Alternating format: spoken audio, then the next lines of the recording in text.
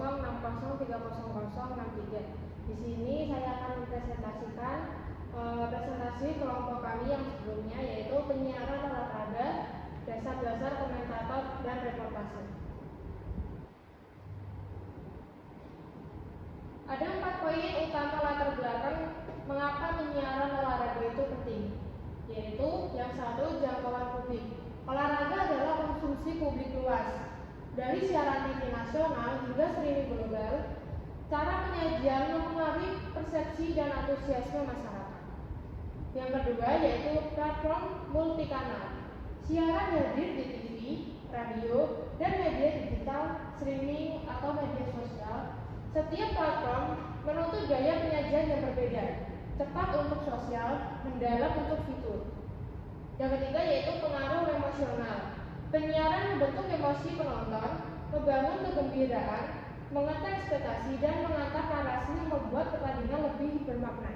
Yang keempat yaitu salah kaprah. Masih banyak yang menganggap penyiaran sekedar bicara saat pertandingan, padahal ada persiapan, riset, etika, dan teknik narasi yang kompleks di balik layar.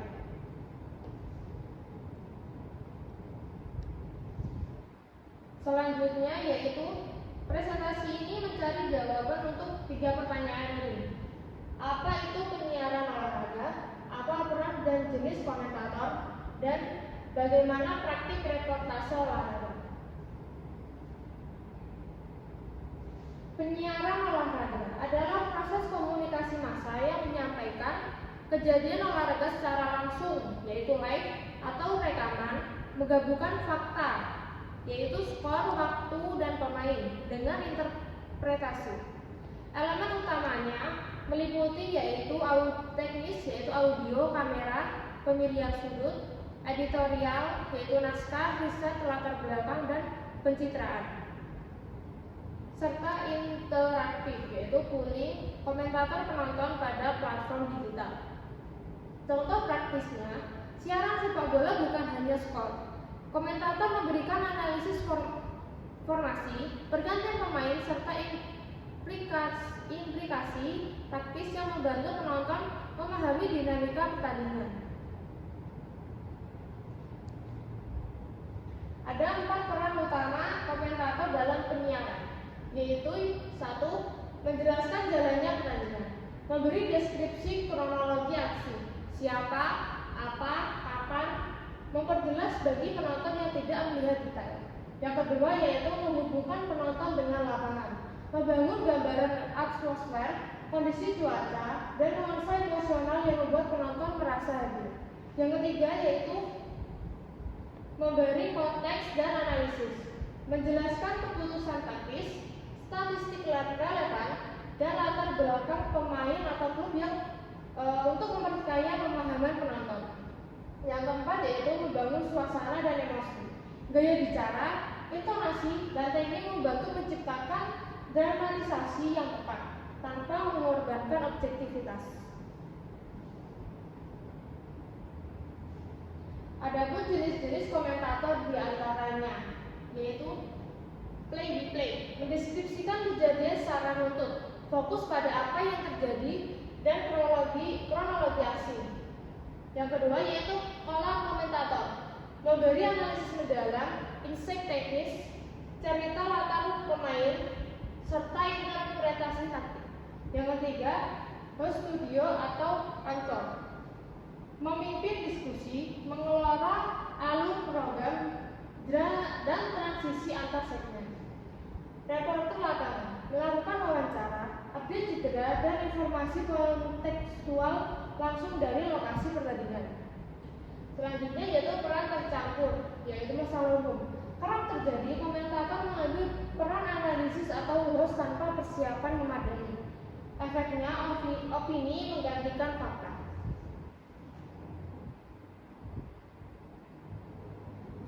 Seorang komentator wajib memiliki 5 keterampilan utama, yaitu penguasaan aturan dan taktik, memahami regulasi olahraga, formasi, pola permainan, serta situasi pertandingan yang krusial untuk analisis kredibel.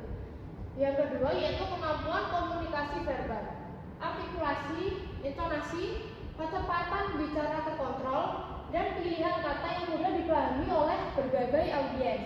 Yang ketiga yaitu berpikir cepat dan adaptif, menanggapi kejadian tak terduga, koreksi informasi, serta transisi antara topik tanpa kehilangan alur siaran. Yang keempat yaitu objektivitas dan etika, memisahkan fakta dari opini, mengungkap konflik kepentingan, dan menghormati narasumber serta audiens. Yang terakhir yaitu literasi data, menginterpretasikan statistik pertandingan, penguasaan bola, express ball, tembakan per peluang, dan menjelaskan artinya untuk penonton yang awam. Dasar reportase terbagi menjadi 3 jenis, yaitu straight news. Straight news adalah laporan hasil pertandingan, siapa yang menang, skor, poin penting, dan kutipan singkat dari pelatih atau pemain.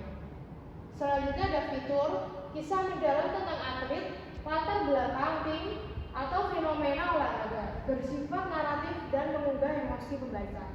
Yang terakhir yaitu analisis data, pelaporan dengan statistik, menyajikan insight yang memperkaya pemahaman, yaitu seperti tren performa dan perbandingan pemain.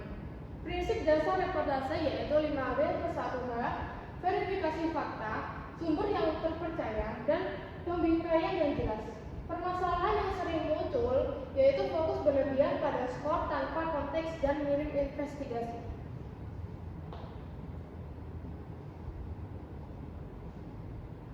Teknik utamanya meliputi observasi langsung, wawancara, dan pengolahan data. Adapun 5 tantangan utamanya yaitu tick deadline, yaitu tekanan waktu siaran live dan deadline singkat.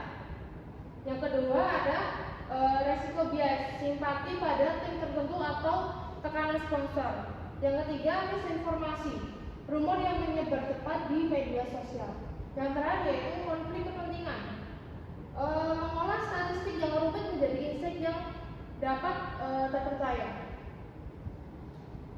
Contoh nyata, berita yang cepat viral namun belum terverifikasi dapat merusak reputasi media dan menyesatkan publik. Pentingnya cross-check sebelum publikasi. Kesimpulannya, penyiaran olahraga lebih dari sekedar berbicara, membutuhkan kombinasi pengetahuan teknis, keterampilan komunikasi, analisis data, dan integritas jurnalistik. Rekomendasi praktisnya adalah latihan rutin merekam, menginterview, serta mempelajari statistik dasar. Kombinasi kompetensi teknis dan etika inilah yang akan membedakan praktisi yang baik dari yang baik menjadi yang luar biasa. Sekian presentasi dari saya. Terima kasih. Selamat siang.